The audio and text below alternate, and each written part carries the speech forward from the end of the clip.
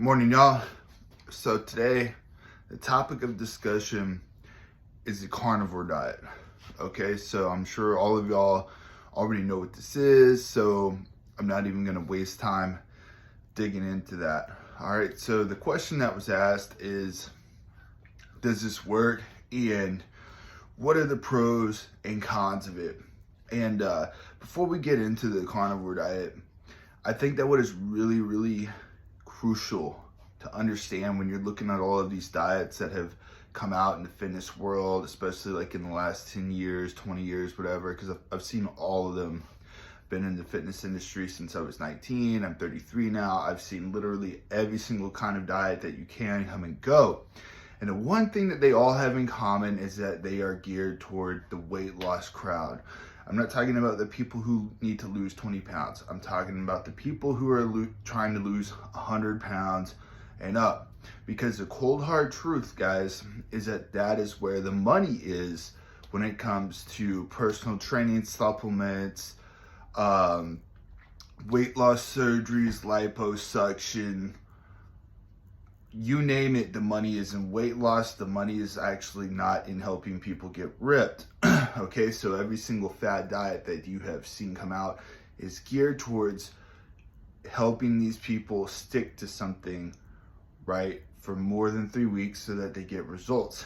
And I think that that is phenomenal. If you can give them something that they do that makes changes, whether you're making money or not, you're still helping them to get their health back and their self-esteem, and I think that's awesome.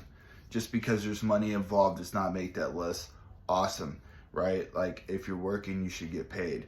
But the problem is we get the other people that look at these diets, right? The people who don't have 100 pounds to lose. Maybe they have 15 to 25, maybe 15 to 35 pounds to lose, and they want to get ripped. They look at these diets and like, hey, if I just eat meat, maybe I'll look like meat. Maybe I'll be shredded. Maybe I won't have fat. If I eat chicken, maybe I'll be lean like chicken. Excuse me. And that's kind of like the mindset that they get kind of quote unquote duped into. I mean, maybe duped is a strong word, but you know, that's the whole kind of idea behind diets like the carnivore diet. If you eat meat, you'll look like meat. Okay, you'll be lean, you're not gonna have fat. There's this idea that carbs just they make you soft, and that isn't necessarily true. Okay, so here's the thing with the carnivore diet, y'all. I think that it's great. Like, if you're just starting out, if you have a lot of cravings, it is great to just knock those cravings out, because what happens is when you eat carbs, you know, you have a blood sugar spike, and that can actually leave you kind of hungry, right? So if you're struggling with that, then yeah, go ahead and do the carbohydrate a couple of weeks, kind of get your feet under you, kind of, you know, it's nice and simple. It's super easy to stick to, because all you got to worry about really is like eating your protein, right?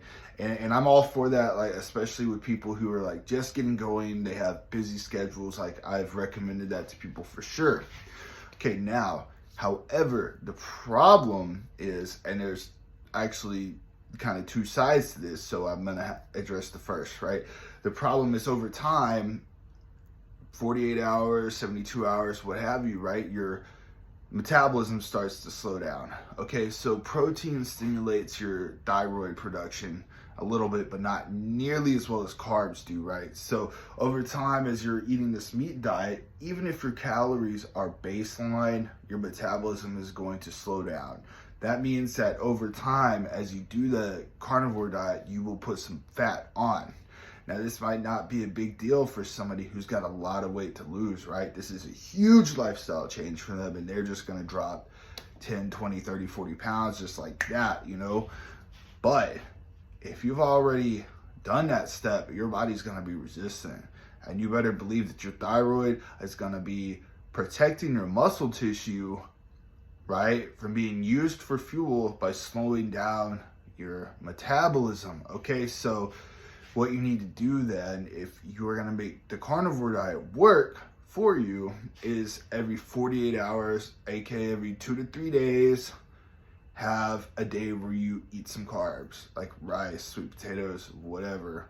You know, that's why I have my clients do high carb days. That's why I encourage people to have cheat meals sporadically, because it boosts your T3 levels back up and keeps your metabolism running and prevents your body from getting into that rut where things start to slow down and you're not burning so much fat anymore. Okay, now the second thing about the carnivore diet, if you have muscle tissue, it's not good for you. Now, yes, it's got a lot of protein in it, so it's going to help preserve tissue. However, when you train and you lift weights, immediately after that, right, and really during that, this process starts where your body, your muscles become receptive to glucose. They want to store that glucose as glycogen. That kind of helps begin the protein synthesis process, and it helps recovery. And when you don't feed your muscle glucose, you miss out on that step. So you're not replacing glycogen.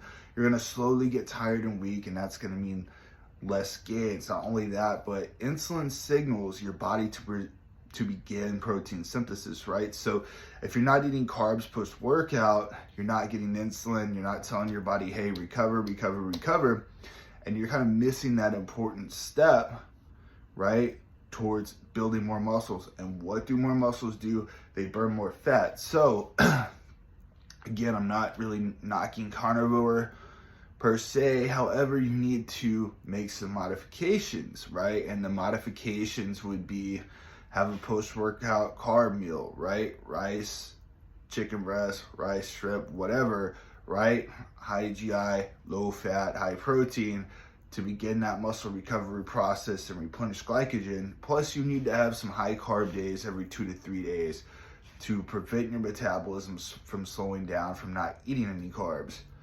okay? And then maybe you can make it work for you. However, at that point, is it really the carnivore diet anymore, since now you're eating a more balanced nutrition lifestyle? And the answer is no. So guys, I think the thing to keep in mind is that if you're more than just a beginner lifter and you know you've already completed your weight loss journey and now you're trying to get shredded, like, you can't just look at all of these fad diets and say, okay, let me pick which one works for me.